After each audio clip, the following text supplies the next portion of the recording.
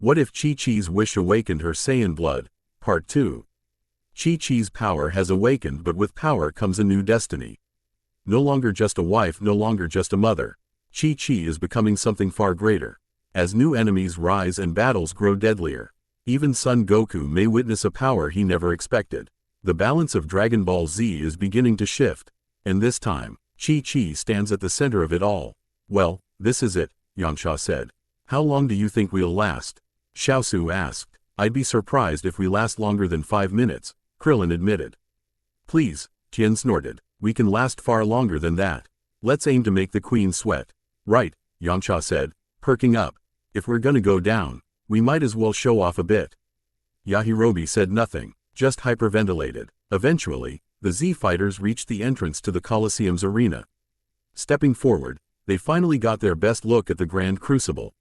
Everything was carved carefully from the reddish stone that made up the outer walls of the Colosseum. The arena floor was covered in hard stone tiles, much like the arena on Papaya Island. The stands surrounded them, allowing for up to 100,000 spectators to watch at once, and it seemed that every single seat was filled. Halfway up was what looked to be the royal viewing platform, where the queen could watch from the best angle. Speaking of which, Queen Sadala was still exactly where Tien had seen her. Once they reached the edge of the arena, she got up from her squat and leapt from the balcony, landing on the opposite side. She looked similar to how Chi-Chi described her, tall and muscular, but not enormous like most Saiyans. She was more like a full-figured supermodel than a warrior, with surprisingly large breasts and similarly wide hips, endowing her with a near-perfect hourglass figure.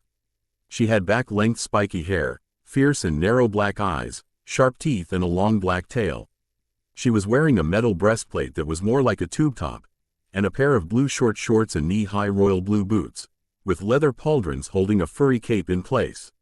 Several strips of leather hung from the breastplate, which had been dyed a deep blue. Her body was covered in jewelry, and her eyes looked like they had been daubed with blood. There were a few details that Chi-Chi didn't mention, though the spiked bangs of Sadala's hair were arranged in a unique manner, some standing up over the top of her head while others lied over her brow, making it look like she was wearing a crown or circlet. Some of the hair atop her head stood up in a cowlick as well. Sadala grinned from ear to ear as the Z fighters approached her, then let out a loud laugh. Ka ha ha ha ha ha. Well then, I've got to ask, why did you come all the way here? Sadala had a fairly deep but still feminine voice, and spoke loudly. We came here to meet you, Yamcha answered bravely. He was definitely scared, but he also wanted to see just how far he had come. What better way to find out than against one of the strongest Saiyans known? Really? Sadala grinned, baring her fangs. And what's your plan now that you've done that? Quote, to beat you, Tien replied, grinning despite his fear. Sadala was immensely powerful, and she made no attempt to hide it. He guessed that their combined strength, GTH, would only be equal to 3/4 of her might, maybe less. Kahahaha, Sadala laughed again. I like you. I've never seen so many strange beings in one place. Are you really all from the same planet? We are, Krillin said. We are the strongest warriors of that planet, and we came to test our might against the strongest of the strong. Really? Sadala asked, eyes widening. You, the strongest that your planet can offer? They all nodded. Then she looked at Yajirobe. Even him? Yeah, Yamcha said. He might not look like much, but he's a lot faster and stronger than you might expect. Yajirobe said nothing, but stood firm and grasped the hilt of his katana. Well then, Sadala grinned. I guess it's time to find out just how strong you are. She put one foot further back, but remained in a neutral stance. Come on. The Z fighters assumed their fighting stances, and Tien and Yamcha charged. Tien opened up with a right hook while Yamcha aimed a left punch at the queen's jaw. But Sadala was faster than the two earthlings. With the slightest tilt of her head, both fists sailed clear of their target. In the same instant, she wrapped her tail around both of their wrists and threw them over her shoulder without moving. Really? Queen Sadala asked. Don't tell me that's the best you can do, because it's nowhere near enough. Krillin was next, speeding towards and attempting to sweep her legs out from under her, but she jumped up and landed behind him, not even remotely surprised. Undeterred, Krillin spun around and jumped up, throwing a barrage of punches and kicks while levitating in midair. The Queen of the Ancients simply moved herself out of the way of his fists and feet, barely putting any effort into anything. Once again, she used her tail to attack her opponent, but this time she simply whacked Krillin with the appendage. The metal bands decorating her tail acted like brass knuckles, and Krillin was stunned from the impact as he was sent flying towards Tien and Yamcha. "This isn't going to work," Krillin said when he recovered. "We're too slow." "Then let's shed some weight," Tien replied, then addressed Sadala. "If you don't mind, Your Grace, we'd like to get rid of some of our weighted clothes." The Queen blinked, then motioned for them to proceed. All at once, the Z-fighters began shedding their heavy shirts, which let out loud thuds as they hit the ground. "Wait," Sadala shouted. Looking up, they saw the curious look on the Queen's face. "Do you mind if I examine one of those shirts?" "Go on ahead, Sadala," Yamcha said. He kept his eyes on her as she approached him and grabbed the weighted undershirt that Cammy had given him. Her eyes widened as she lifted the piece of cloth. "What the?" Sadala was shocked by how heavy it was. "You were wearing this the whole time?" "Yeah," Yamcha answered, slipping off the armbands from his wrists and dropping them to the floor. The reddish tiles cracked as the bands landed. "Wah, yep, our armbands too. And our boots." Yamcha then sat down and removed the heavy shoes from his feet. A long time ago, he thought Goku was crazy for wearing such heavy clothes all the time. But it was actually a very effective means of training, and he was faster and stronger than he'd ever been. "But why?" Sadala asked, flabbergasted. "Why would you do that to yourselves?" "For training," Tien answered, having finished removing his weighted clothes. "Don't tell me you Saiyans don't train your own bodies?" "Train?" Sadala looked confused. "We're warriors from birth. We don't train, we fight." "Shame," Krillin said. "You Saiyans could be even stronger if you put some effort into it." Sadala growled at that. "Don't think you can beat me just because you removed a few hundred kilos." "We'll see," Tien said, and launched himself at Sadala, moving more than twice as fast as before. Due to his training and sparring with Chi-Chi, he was now 4 times stronger than Goku was when he fought Raditz. He still hadn't powered up yet, but he wanted to pace himself and find out more about the Queen. Sadala grinned at Tien's newfound speed, and ducked and dodged out of the way of his punches. He was soon joined by Krillin and Yamcha as they all fought in sync, throwing punch after punch and kick after kick. At this point, Sadala had to put some effort into evading all the punches, and even had to parry a few. Still, she was mostly unfazed by their attacks. If anything, she was starting to enjoy this. Eventually, Sadala caught Tien off guard and landed a palm strike to his abdomen. She didn't put too much into it, but it was enough to knock the wind out of his lungs and throw him back. She then rounded on Yamcha, kicking Krillin aside. Yamcha tried to land a punch to Sadala's gut, but the Queen caught him by the wrist and threw him over her shoulder. The former bandit sailed through the air and hit the wall hard, causing him to see stars. Blank. Vegeta smiled as he watched the fight from the Queen's balcony. These fighters were definitely unique, but no match for a near Super Saiyan. Behind him, Beat was gorging himself on a large peak. Of tail while Ginseng was sound asleep. Vegeta clicked his tongue in annoyance. "For the Queen's personal husbands, you certainly don't seem interested in her." "No wonder I'm her favorite now." Beat swallowed the meat in his mouth. "You're her favorite because you're young. She'll get tired of you really quick, especially if you keep bothering her about that stupid myth." "The Super Saiyan is not a myth, musclehead," Vegeta snapped. "Just you wait. Queen Sadala is one push away from becoming the first Super Saiyan in 800 years. A yawn caught the attention of the other two. Looking over, they saw that Ginseng had woken up and was listening to the conversation. "Nice of you to finally wake up, Ginseng," Vegeta scoffed. "Meanwhile, your queen is battling unknown fighters from another planet." Ginseng said drowsily. "Did Chilled send more troops here?" "No," Vegeta replied. "These fools look nothing like those of Chilled's forces." Beat laughed until he nearly choked on another chunk of tail meat. "How would you know? You weren't even there. You were still a little toddler when they showed up. I remember how the Queen described them." Vegeta snapped, going red around the cheeks. Looks like the Queen's personal fanboy is starting to get flustered." Beat teased before ripping off another chunk of tail. "Fanboy, I'm her loyal husband and viceroy. What have the two of you done besides lay around and torture her with stillborns?" Ginseng's eyes narrowed, and Beat stopped chewing. "Careful, Vegeta," Ginseng growled. "You just might get a knife between your shoulders." "Not likely," Vegeta said darkly. "I've seen how you fight,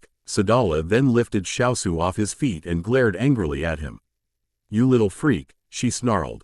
"Get off my tail." Whipping her tail around violently, she slammed Xiaosu against the hard tiles of the arena floor over and over again, until his grip loosened slightly and her strength started to return. Grabbing the tiny fighter's head between her hands, she began to squeeze hard. Xiaosu screamed in pain as his skull started to crack under the pressure of her hands. "Xiaosu!" Tian screamed, reaching out to his best friend, but there was nothing he could do. Crunch! Xiaosu's skull completely buckled under Sadala's grip, spraying the Saiyan Queen with blood and ichor. She grinned as the burning hot liquid covered her body and face, dyeing it a deep crimson. Tossing the dead body aside, she returned her glare to the other three left. She saw the fat one, but noticed that he hadn't moved. He must have been frozen with fear. "Well, I guess I underestimated you," Sadala admitted happily. She was enjoying the fight now. "I'm surprised you knew about our weakness. Where did you learn that?" The Z fighters said nothing. Tian's face was contorted with pure rage, and the other two were only slightly less furious. They didn't care about seeing how far they could go against her anymore. All they needed to do was beat her. Together, they lined up side by side. Tian was in the middle, with Krillin and Yamcha on either side of him. Together, they began charging up their most powerful attacks. Sadala's grin slipped as she felt the Colosseum shaking as the three fighters began roaring with effort. Finally getting serious, "Huh?" she shouted. "Come on, then, show me what you got. I won't move from here." "You asked for it," Tian shouted back. Tribeam. Kammehme.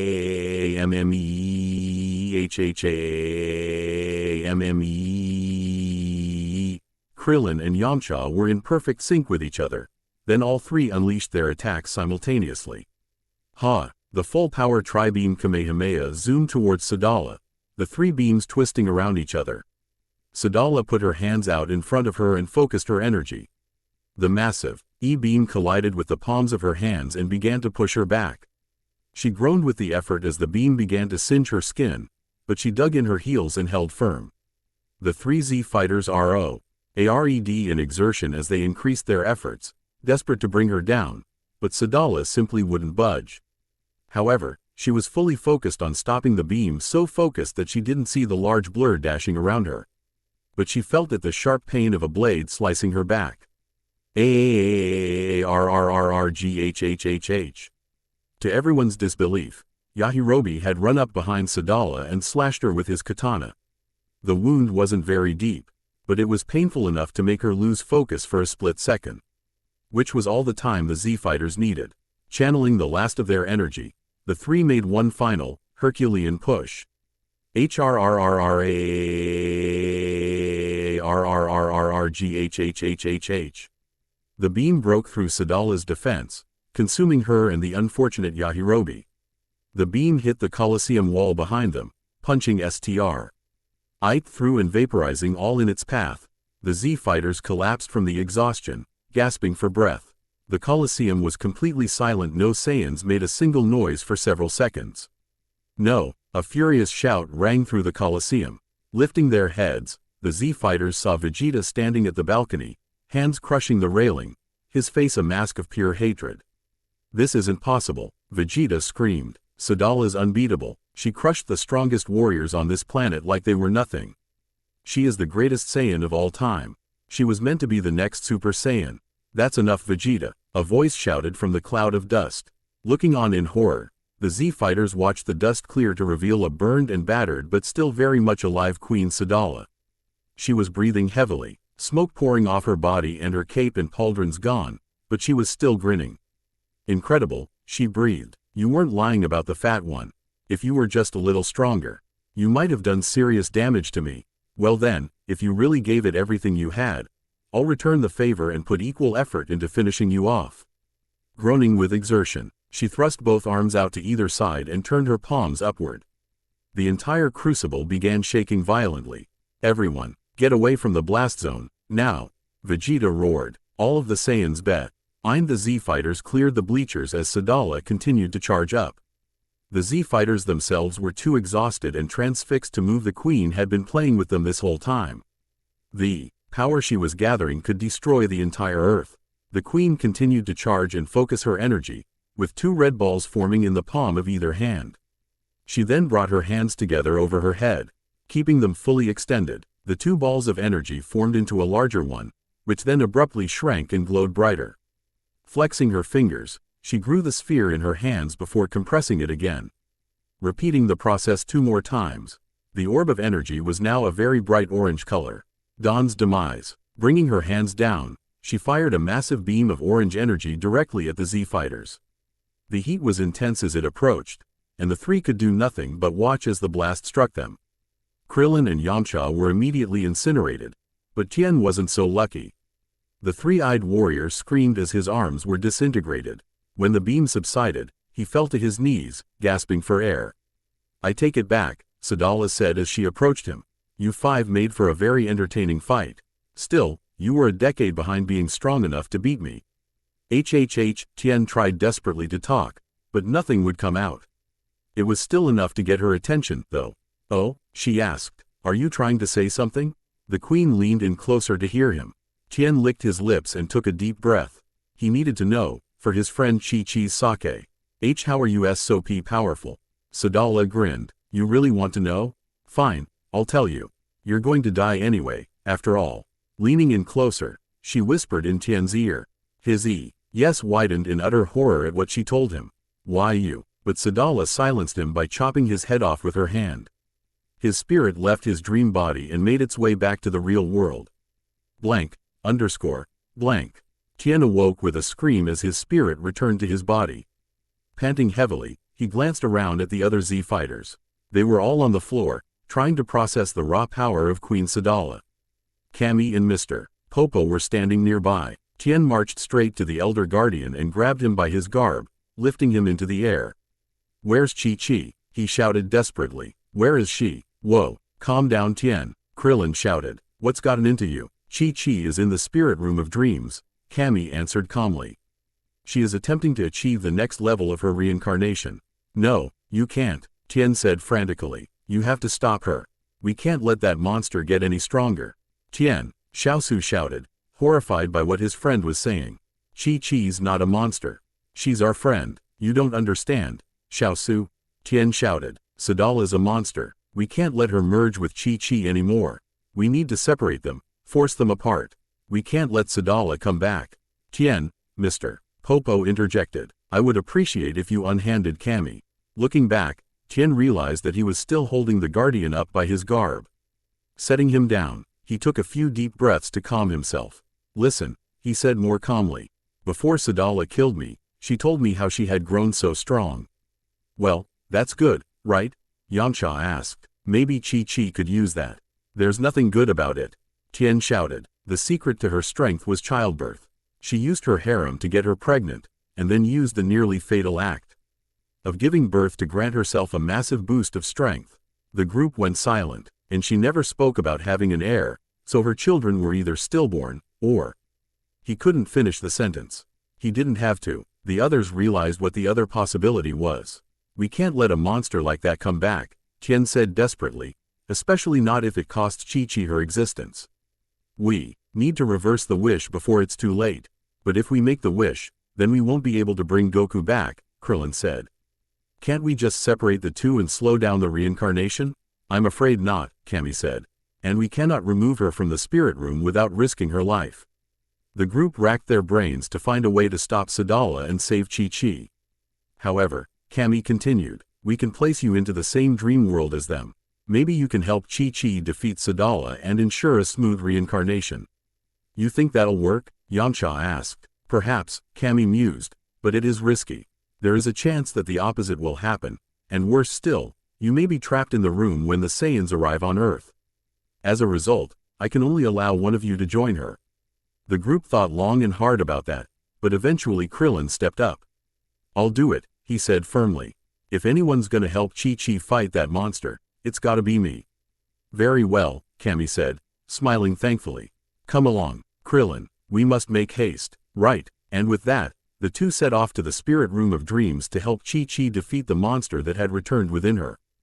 Chi-Chi fell to her knees, gasping for breath. Looking up, she saw Queen Sadala standing over her, an annoyed look on her face. It had already felt like ages since she entered this dream world. Sad. Allah had issued a challenge.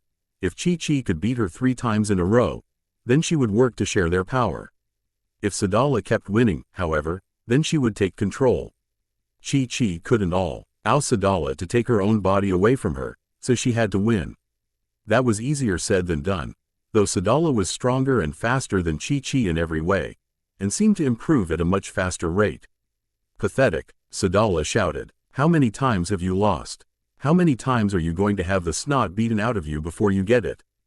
Chi-Chi finally got her breath back and looked Sadala dead in the eyes. "I'm not," she gasped. "I'm not giving up." "TCH." Sadala clicked her tongue irritably. "And I thought Vegeta was stubborn." Chi-Chi stood back up and launched herself at Sadala, opening up with a left roundhouse kick. Sadala blocked it without effort, then grabbed Chi-Chi's leg and threw her over her shoulder and into the ground. The impact punched a massive crater into the rock, and Chi-Chi saw stars. "Face it," Sadala shouted, "you can't win. No matter how hard you train, no matter how much effort you put into getting stronger, you will never be able to beat me. I am the strongest of all Saiyans. I was undefeated in the Grand Crucible up until my death, and I single-handedly destroyed my planet when Vegeta stabbed me in the back. I don't care." Chi-Chi aimed a right-hand jab at Sadala's head, only to be rammed in the stomach by the Queen's left palm. "You should," Sadala shouted angrily. "You need to understand your place. You and Kakarot are both weaklings. You always have been, and you always will be. Saiyans know their potential from the moment they're born, and they can't achieve anything greater. You and Kakarot hit your limits a long, long time ago." "Shut up," Chi-Chi shouted, kicking away from her. "I can't lose, not to you, not to Vegeta, not to anyone. My son's counting on me. I have to beat the Saiyans so Gohan doesn't have to. I have to win. Reaching down deep, she activated her primal state at 20%. Her eyes turned red as fury filled her mind and raw strength flooded her body. It still hurt, but not as much as it used to. Sadala watched Chi-Chi use her new power.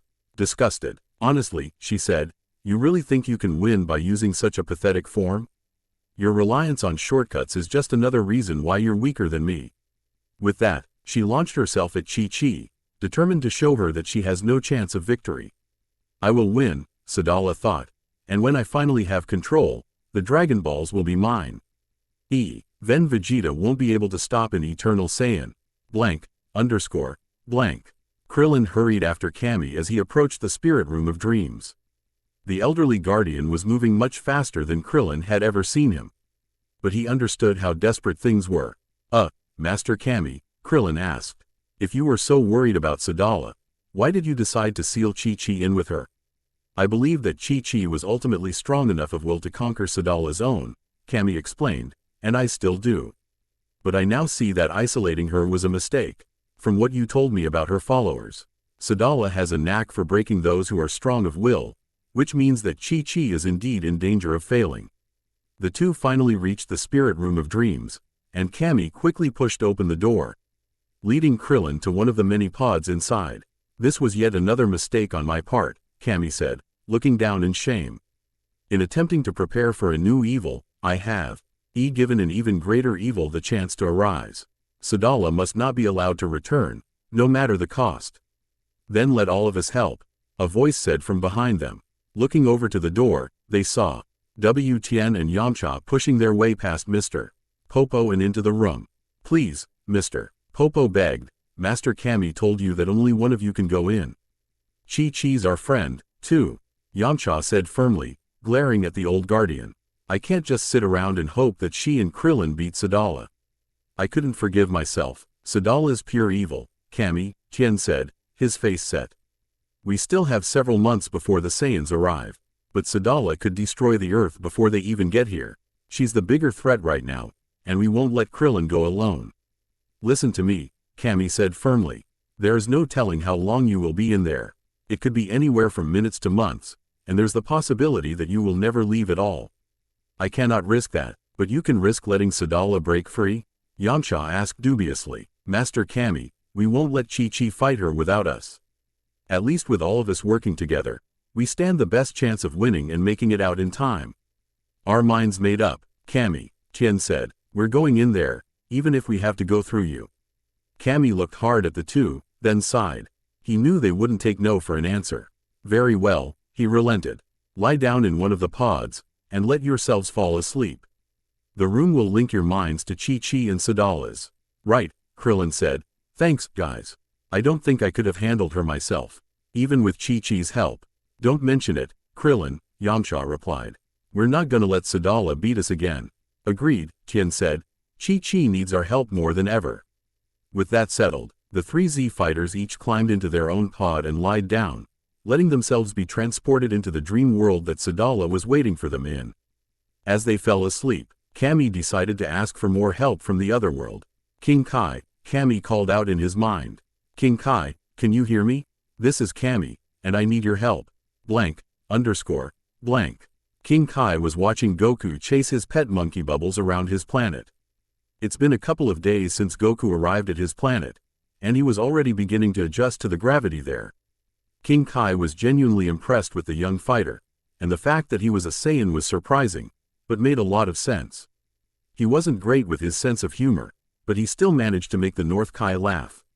King Kai, he heard, and immediately perked up. King Kai, can you hear me? This is Kami, and I need your help. Kami, what is it? I'm in the middle of training Goku right now. Good, Kami sent, sounding relieved. We need Goku's help as well. It concerns his wife, and the monster that dwells within her. You mean Queen Sadala? King Kai asked, then got stern. What did you do? I warned you to be careful, didn't I? Well yes, you did, Kami replied, taken aback slightly by the scolding. Unfortunately, I didn't quite listen, and placed Chi-Chi in a rather dangerous predicament. I had placed her in the spirit room of dreams so that she could come closer to merging with Sadala, But I had underestimated the full scope of the Saiyan Queen's evil.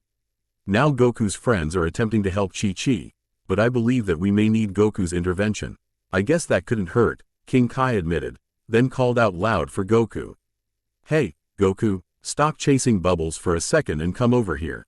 Goku immediately stopped where he was and ran over to King Kai. What's wrong, King Kai? He asked. Remember when you told me about your family? King Kai asked him. About how our wife accidentally wished herself to be a Saiyan? Well, she did more than that. She's now the reincarnation of an ancient Saiyan queen. Is that a good thing? Goku wondered aloud. If the reincarnation goes smoothly, then yes. King Kai answered. But it seems like it's not going smoothly. Kami was rushing the process, and he didn't realize what kind of monster the Queen of the Ancients was in her previous life. Queen Sadala was pure evil, and she was no stranger to manipulating both the weak and the strong. There's a good chance that Chi-Chi could lose control over her body, and that would only be bad news for Earth. What? Goku yelped, but she just wished to be more like me. Why did this happen to her? I don't know, Goku, King Kai admitted, but she needs your help right now. But how am I going to help her? Goku asked. She's at Kami's lookout and I'm still dead. Leave that to me, King Kai replied. Turning his back, he focused on linking his mind with Chi-Chi's while avoiding Sadala's. It was more difficult than normal, but he eventually managed it and told Goku to put a hand on his shoulder. Okay, King Kai explained. Now this is going to be a little weird for you. But I'm going to send your eyes to the dream world that your wife's in. Just close your eyes and imagine yourself right next to her. Got it, Goku said. Focusing his thoughts, he painted a picture in his head, himself standing next to Chi-Chi on their wedding altar. He remembered the smile on her face, and how he also felt happy, albeit a little confused. Sure enough, he felt himself moving, as if King Kai was transporting him through his thoughts. Hang on, Chi-Chi, Goku thought. I'm coming to help you. Blank, underscore, blank. Tien, Yamcha and Krillin all woke up in a vast desert, covered with massive rock formations. I guess we made it, Yamcha said. Yeah, Tien agreed, but now we need to find Chi-Chi and Sadala. Looking around, they noticed that several rock formations had been demolished. The Z fighters wordlessly agreed to follow the trail of destruction, flying as fast as they could to reach Chi-Chi before it was too late. Soon enough, they felt the bloodthirsty presence of Queen Sadala, but they were shocked by what they felt. Sadala seemed even stronger than when they fought her in the pendulum room. What's going on? Krillin asked aloud. I don't know, Tien replied. But we need to hurry. There's no way Chi-Chi can hold her own against something like that. Speaking of which, Yamcha interjected, sounding worried. Does anyone sense Chi-Chi? The other two froze. Focusing hard, they tried to feel Chi-Chi's power. They were able to sense her, but it was dangerously faint and fading fast. Come on, we need to pick up the pace, Krillin shouted, and sped up his flight. The other two followed suit, desperately trying to reach Chi-Chi before it was too late. Suddenly though, another two large powers were felt nearby. Wait, who's that? Yamcha asked. I don't know, Tien replied, but I think we'll find out soon. They're heading this way. The Z fighters halted their approach and braced themselves. Focusing hard, they noticed one of the power levels felt familiar, albeit much stronger than they remembered. Wait, Krillin breathed in disbelief. Is that? Hey guys, Goku said as he came in earshot. What are you doing here, Goku? The Z fighters were stunned but happy to see their friend again. He looked exactly like he did when he showed up at Kame House 5 months ago, except for a golden halo hovering over his head. Hey, buddy, Krillin laughed. How'd you get here? You can thank me for that, the other being answered. The Z fighters looked over and saw a strange, broad-looking being with blue skin and antennas flying next to Goku. I managed to link the two of us in this dream world, but it won't last long. We need to find Sadala and Chi-Chi right now. Yeah, Yamcha agreed. We're heading there right now. Come on. The group immediately sped off in the direction of the massive source of power. Goku could tell that his friends had all gotten much stronger than before, but it might not be enough. So, who's the big blue guy? Krillin asked quietly, flying up next to Goku. That's King Kai, Goku answered. He's my new teacher. I just started his first test a few days ago, though, so he's not really teaching me much. Then why are you already so strong? Krillin asked more loudly. It's probably because of the gravity there, Goku admitted. It's 10 times greater than it is on Earth. Whoa, Really? Yamcha said, having listened in on the conversation. Maybe I should let Bulma know about that. She could probably build something that would increase gravity. She'll never say no to an idea like that. Hey, great idea, Goku agreed. You're really smart, Yamcha. Focus, guys, Tien interjected. We're here. Looking forward, the fighters saw two feminine figures. One was taller and more wild-looking, and was holding the other by the throat with one hand. Chi-Chi, Goku shouted, surging forward to punch the woman holding his wife. The punch connected, but the woman barely moved. Kahahahaha, the woman laughed. Back from the dead already, Kakarot? I'd love to have some fun with you, but I'm in the middle of something right now. She then wrapped an unnaturally long G-tail around Goku's wrist and threw him aside. Goku cried out in shock as he was flung into a nearby rock formation. Just stay there until I'm finished breaking your precious wife. Goku recovered, then looked at Chi-Chi. She looked even worse than when Raditz had his way with her. Her left eye was swollen shut, and she was covered in gnarly bruises and cuts. She was bleeding freely from her mouth, and her right arm looked like it was broken in two places. She didn't even seem to notice Goku's arrival, because she hadn't reacted at all. Rage started filling Goku's heart. He had left his own wife behind with this monster? Chi-Chi had given him so much herself, Gohan, a home and all the delicious food he could eat. She was the first real family he had since his grandpa died, and this Saiyan woman was crushing her. Roaring in fury, Goku charged back at her, throwing another massive punch. This time, it caused her to let go of the battered Chi-Chi and threw her into a different formation. Quickly catching Chi-Chi, he set her down and gently caressed her right cheek. Chi-Chi, Goku called desperately. Chi-Chi, it's me, Goku. Come on, say something. Chi-Chi's one open eye twitched slightly, before moving to look at him. Goku, she groaned. I'm sorry, Chi-Chi, Goku said. I should have gotten here sooner. Come on, you need to get up. We need your help to beat her. I can't, Chi-Chi replied, tears falling down her cheeks. I can't win. I never win. KH ha ha ha ha ha. A laugh caught Goku's attention. Turning around, he saw Sadala hovering above them, grinning from ear to ear. Did I already break her? She was so stubborn, I couldn't tell. You certainly picked a hell of a woman to fall for, Kakarot. Goku growled angrily, then stood up to glare at the queen. She'll get back up, he said confidently. Chi-Chi never gives up, no matter how much or how many times she gets beaten down. She and I have sparred for 4 years and she never won a single time, but she always kept going. That's because you were going easy on her, Sadala replied sadistically. You kept lifting her up and telling her how great she was doing, giving her all those encouraging words and pep talks. She got back up because she thought she could win, but she can't win against me. Nobody can. She then surged forward with blinding speed, grabbing Goku by the face. Especially not a pathetic weakling like you, Kakarot. She slammed Goku's head into the hard rock formation, crushing the stone. Goku saw stars. Could Sadala really be this powerful? He tried to break free, but the woman's grip was like a steel vice. I'm the mightiest Saiyan there is, Sadala boasted. I pacified a planet. A planet. You barely managed to stop your own brother, and I'm stronger than 12 of him. You have no chance against me. And you never will, Kakarot. Your best hope is to concede and join my hair. Kaioken. A shout rang through the desert, and Goku felt a surge in power nearby. A blue blur streaked towards Sadala, and a fist struck her right in the jaw, knocking her away. What were you thinking, Goku? King Kai shouted angrily. You can't just rush into battle against someone like that. She's worth 4 of you. Sorry, King Kai, Goku said, picking himself up.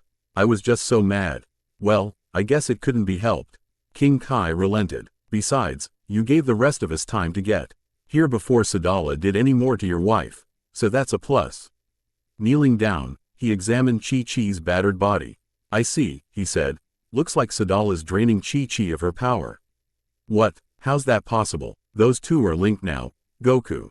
King Kai explained. Sadala can siphon Chi-Chi's strength away from her because they're technically the same person. Chi-Chi could do it too, but she's in no shape to try right now. But this is a dream world, right? Goku asked, kneeling back down and carefully massaging Chi-Chi's broken body. She should be able to get back up soon. I'm talking about her mind, Goku. King Kai replied. Sadala was thorough with breaking her will. She probably doesn't even realize what's going on anymore. Maybe she can recover, but that'll take time. And time is the one thing that you don't have, Sadala shouted. Looking up, the two noticed her floating in the air above them, grinning sadistically. Hey, Goku chuckled humorlessly. Thanks for letting us figure it out, Sadala. I've always been quite the giver, Kakarot, Sadala replied. It makes things more fun. Besides, it's not like Chi-Chi's going to recover from the humiliation I gave her. Just take a good look at her. She nodded over at Chi-Chi.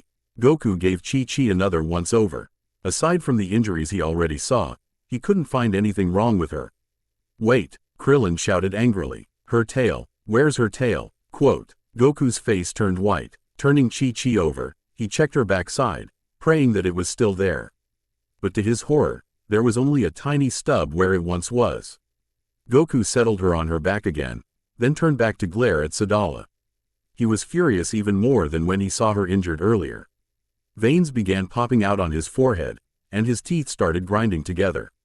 How could you? Goku said quietly. Chi-Chi loved her tail. Maybe she did, maybe she didn't, Sadala replied, her grin never fading. But she definitely didn't deserve it. A Saiyan's tail is their pride and joy, and they need to protect it better than their own lives. She was too weak to stop me from ripping it off of her, so why should she be allowed to have one? You monster, Goku growled. You'll pay for this. The others watched in shock as Goku's power continued to increase, nearly tripling in intensity. They immediately prepared themselves to move in the second he charged at her. You'll pay for THISS. Goku roared, surging up at Sadala with blinding speed, his friends not far behind. Sadala met Goku's opening punch with her own palm strike, the impact sending shockwaves through the desert. The two moved faster than the eye could follow, appearing everywhere at once. Punches, kicks, palm strikes and tail whips flew through the air. Goku managed to land a couple of good hits on her, but Sadala was still much stronger. Eventually, Sadala caught Goku's fist and held tight with one hand while pummeling him with the other. Come on, Kakarot, the queen shouted, grinning wider than normal. Show me more. I can finally feel my heart pumping. This is the first real fight I've had in centuries. I want more, more. With a final palm strike, she sent Goku spiraling into the ground. Kahahahahaaack. Her laugh was cut short as Krillin rushed behind her and grabbed her long black tail.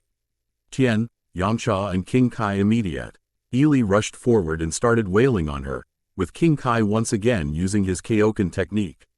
Punch after punch landed on Sadala, and she soon felt her strength leaving her and going elsewhere. Getting frustrated, she put her arms out to her sides and released all the energy she could in her weakened state. HRRRAARRRGGHHH. A massive explosion of energy rocked the desert and threw the Z-fighters away. Only King Kai and Krillin were able to stay put, with Krillin desperately holding onto her tail and King Kai using Kaioken X3 for a brief moment. Goku immediately surged back up, his face a mask of pure rage.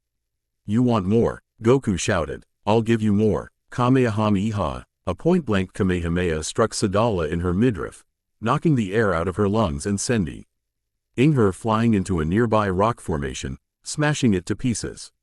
Whoa, careful, Goku, Krillin shouted. He had just barely let go of the Saiyan Queen's tail in time to avoid being thrown with her. A little heads up would have been nice. Quote, sorry, Krillin, Goku said, panting heavily as his power returned to normal. I wasn't thinking straight. I saw what she did to Chi-Chi and I just. I hear you, buddy, Krillin said. Trust me. After what we learned about that monster from the pendulum room, she deserves a lot more than what you gave her. Oh, and what did you learn about me, exactly? Everyone froze. Looking over, they saw Queen Sadala floating right in front of them, battered and burned, but still standing tall. Her cape and pauldrons were gone, as well as the leather flaps attached to her breastplate. She was covered in bruises and burns, but her grin was still on her face. Krillin steadied himself. She was still in fighting shape, but her strength had faded significantly. Focusing hard, he noticed that Chi-Chi's strength was increasing. They were restoring Chi-Chi with each punch they landed on Sadala. We learned that you're pure evil, Krillin shouted, hoping to keep Sadala's attention on him. You told Tien everything. How you used childbirth to make yourself stronger. And you never had any heirs. So what happened to them? Sadala's eyes widened, and her grin vanished immediately. How did I told? She took a few breaths to steady herself, and her grin returned. I guess I really was starting to get old, she chuckled. Yes, I used childbirth to exploit my Zenkai. As for what happened to the children, she paused, then continued. Only a few of them survived for very long. The truth is that most of them were stillborn, and those that weren't died a couple of hours later. Only one of my babies lived more than a day, and I left him to survive in the wilds on his own. The others were horrified. How could you? Goku shouted angrily. Why would you do something like that to your own kid? Because he was weak, Sadala shouted back. I had no need of such a frail little thing, just like my parents had no need of me. It's the way the ancient Saiyans worked. You're either strong, or you're dead. I was cast into the wilds of Sadala as well because I was weak and sickly, and I survived and became the strongest warrior on the planet. I let myself be beaten and battered until I was damn near dead, and I recovered and grew stronger. I spent every day of my life in pain, until I learned to love the pain. If my own child couldn't handle that, then I had no need of him. All that just so you could rule a planet. Krillin shrieked. So I could destroy the planet. Sadala shot back. The ancient Saiyans rejected me, and the modern Saiyans hated and feared me. I wanted to be the one to kill every last one of them. I needed to be strong enough to blow up the planet itself. I wanted them dead. Goku felt sick. Sadala was essentially a dark mirror of himself. He enjoyed fighting for sport, but she reveled in bloodshed and destruction. They were both born weak, but became strong in their own ways. Goku just used training to reach new levels while Sadala let herself be beaten almost to death. And I'm too close to my goal to give up now. Sadala roared. I won't let that weakling stay in control any longer. It's time I came back, stronger than ever. That won't happen, Tien shouted, appearing beside Goku and Yamcha. We won't let it. And with that, the Z fighters got back into fighting stances and prepared to finish the fight with Queen Sadala. Chi-Chi's eyes fluttered open. Her mind started swimming back to reality. She remembered being beaten constantly and brutally by Queen Sadala, but she can't remember anything after. My tail. Chi-Chi's eyes filled with tears. She remembered how Sadala slowly ripped her tail off while shouting about her weakness. If you can't beat me without those pathetic little shortcuts, the queen growled. Then you don't deserve the tail of an ancient. Chi-Chi still couldn't process what Sadala just did to her, but she felt completely defeated. Sadala was just too strong, and she couldn't win no matter how hard she tried. Everything felt heavy, like she was being crushed. Heavy. Chi-Chi slowly realized part of what slowed her down so much, her armor. She hadn't taken off her weighted armor yet, but would it be enough? Wait, Chi-Chi thought, looking around. Where'd she go? Forcing herself to sit up, she focused on searching for Sadala's presence. Instead, she was hit with multiple familiar key presences. She immediately recognized Krillin, Tien and Yamcha, but there were two more. One was completely new and unrecognizable, but the other, Goku? Chi-Chi breathed in disbelief. He was back. He came back for her. Almost immediately, Chi-Chi felt her strength coming back to her. Her injured body began to piece itself back together, and the pain in her body faded. This wasn't the first time this happened. This dream world allowed her to heal almost instantly, but she had practically given up at that point. Now, however, she had finally gotten her second wind. Not wanting to forget, Chi-Chi started undoing the straps holding her weighted armor in place. First her vambraces and rear braces came off, followed by her gauntlets. The pieces of heavy metal cracked the rock as they landed. She then shrugged off her pauldrons and cape, which fell off the rock formation she was on and hit the desert ground, kicking up a large cloud of dust. Rolling her shoulders, she immediately noticed the difference in how easy it was to move her upper body. Next she removed the segmented plates covering her stomach and back, before sitting back down and undoing her thigh armor and greaves. By the time she was done, all she was wearing was her metal bikini. Standing back up, Chi-Chi tested herself with a few jumps and dashes. She felt light as a feather now, and was at least 3 times faster than before. Her bikini was still weighted, but she hardly felt that the bulk of the weight was in the rest of her armor. Now ready, Chi-Chi flew off in the direction of her husband's ki. She knew he was fighting Sadala, and she was ready to fight alongside him once more. She quickly noticed that more and more of her strength was coming back, but couldn't understand why. It didn't matter, though. All she cared about was beating Sadala and reuniting with Goku. When she finally arrived, she saw Sadala fighting off multiple opponents. Goku was in the thick of it, with Tien, Krillin and Yamcha sneaking into the fray and landing a few attacks. There was also another fighter, a strange, broad-looking creature with blue skin and black antennas. Every now and then, he would envelope himself in a red aura and his energy would seemingly double. It seemed similar to Chi-Chi's own primal state, but he used it in bursts. Unfortunately, even when working together, the group couldn't hold up against the Queen of the Ancients. As Chi-Chi surged forward, Sadala thrust her hands out and roared. A massive explosion rocked the fighters and threw them away from the ancient Saiyan. Kahahahaha, Sadala laughed, overjoyed. Come on, get back up. I'm still not satisfied. I need more. Then look over here, Chi-Chi shouted. Sadala spun around, surprised. The ancient Saiyan scoffed, finally back for more. Looks like Kakarot was right. You do always get back up. Chi-Chi looked down at the others. They were all exhausted and injured, but smiling up at her.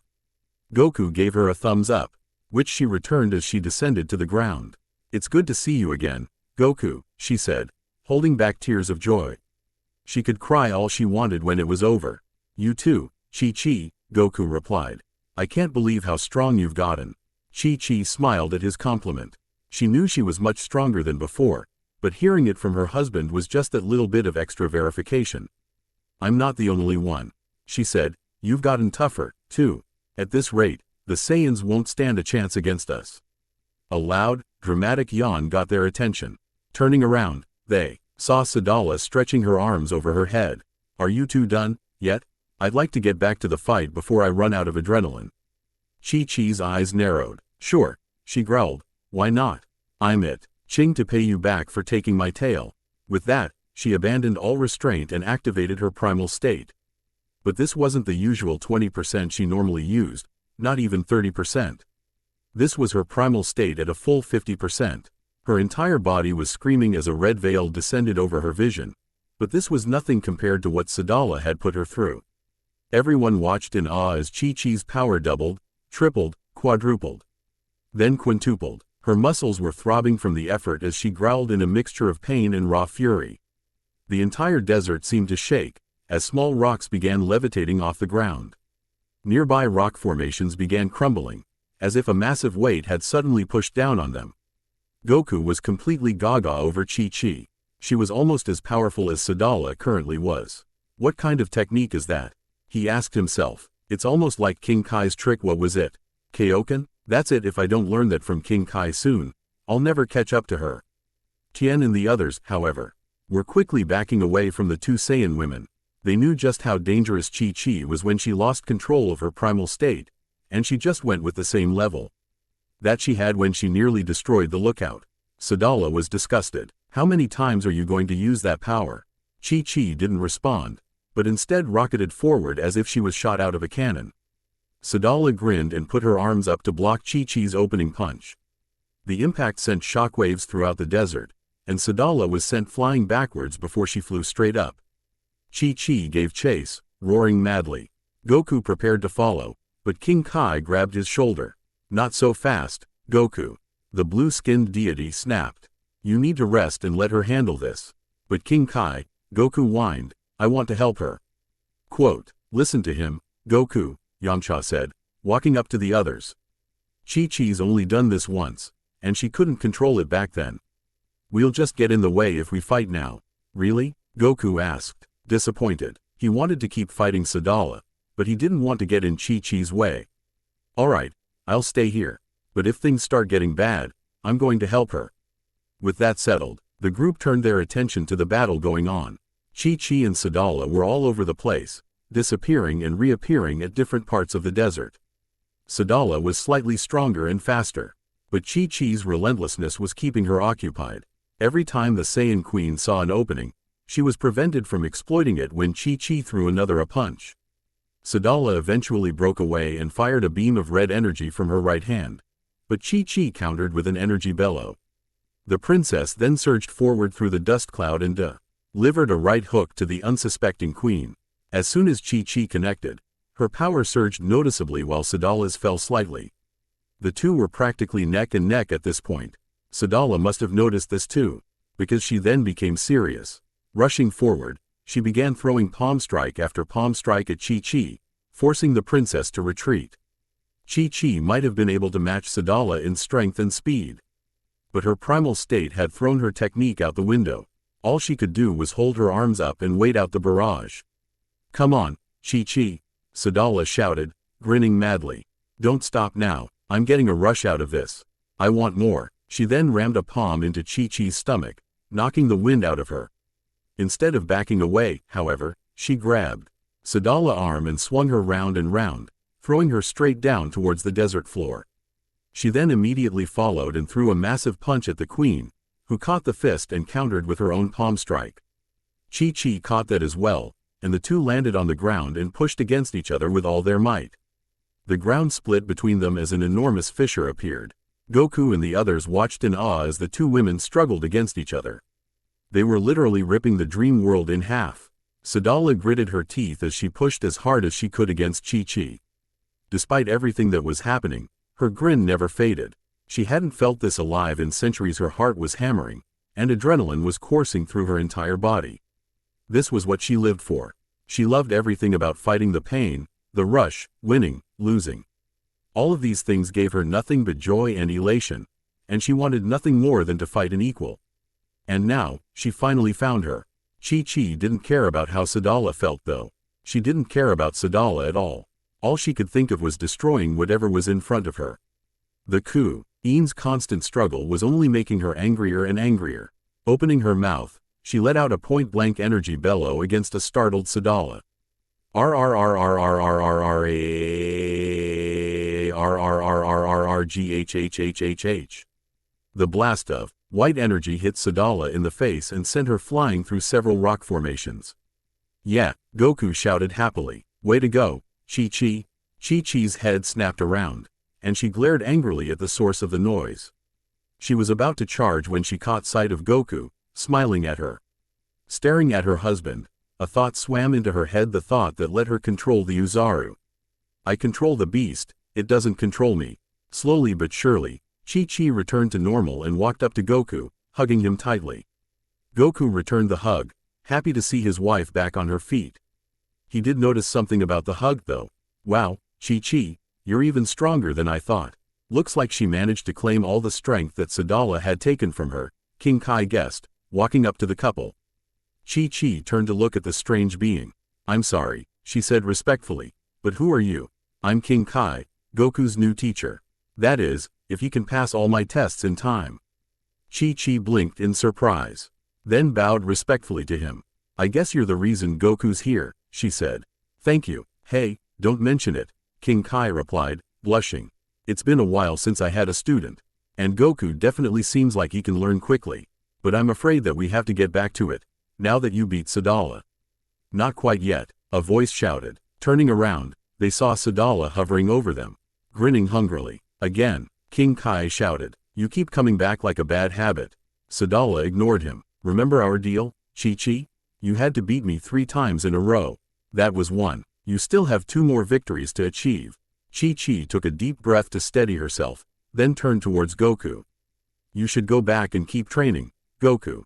Let me finish this." "Are you sure?" "Yeah, I've got this now." She flexed her arm, feeling her newfound strength flowing through her body.